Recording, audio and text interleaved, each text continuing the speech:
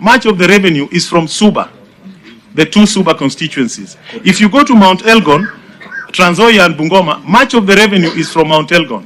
If you go to Migori, much of the revenue is from Kuria. And then, and Baringo is the same. Yeah, from Tiat. We cannot justify.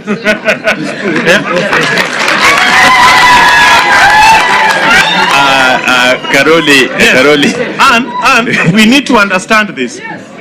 The simple additional expense of a few senators, one governor or a few people, is not justification to permanently commit injustice to these members of Kenya. Yes. You cannot justify it that way.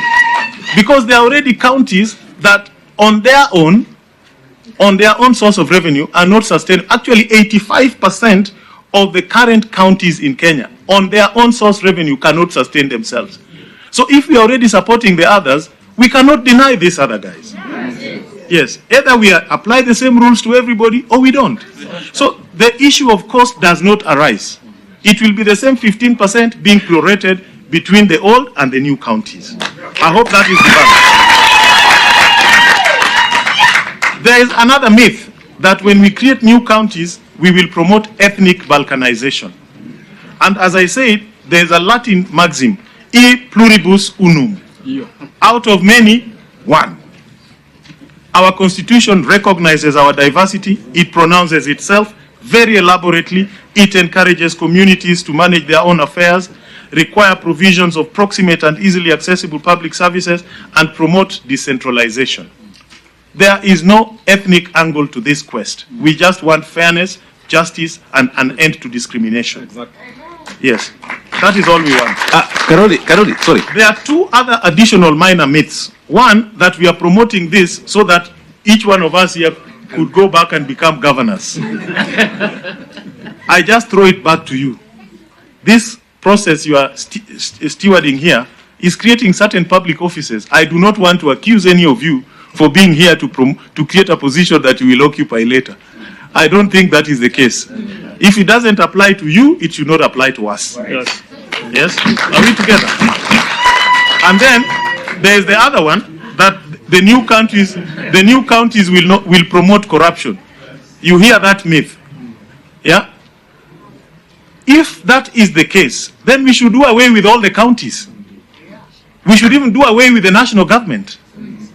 We should even do away with the police service because they are ranked as the most corrupt. But we've never said we are going to stop having the country Kenya or a national government because of corruption. The challenge there is how to address cases of corruption.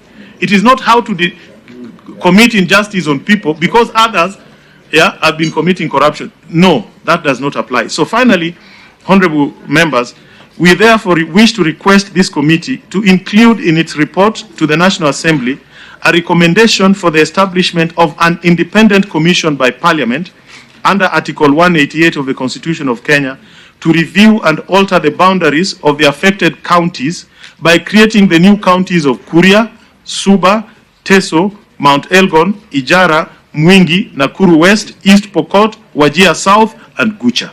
Thank you very much. Before you conclude,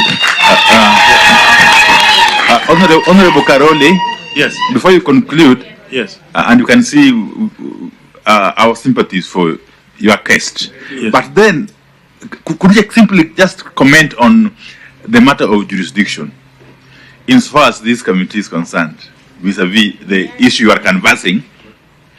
And could I also request, I see on page 15, you've mentioned 10 counties, page 15 of your document. You've mentioned 10 counties, yet you're talking about 11. Yes. But you've named 10. Which is the 11th? Nyambene. Oh, Nyambene in Meru. Yes. And let me just clarify that point, Honorable Chair. The first 10, the process of initiating this review is by way of collecting a minimum of 60. Yes. 60 signatures. 50 signatures. Now, all the 10, except Nyambene, we have already collected those signatures. Okay. We have already initiated that process in Parliament.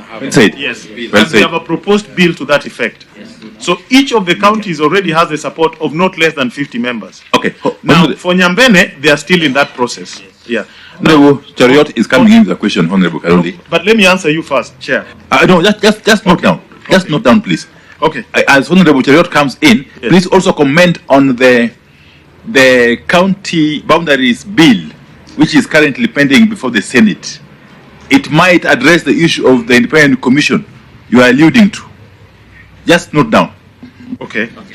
County boundaries bill. Senator Chariot. Thank you, Chair, and thank you to the members that have found time to come and present before us. I am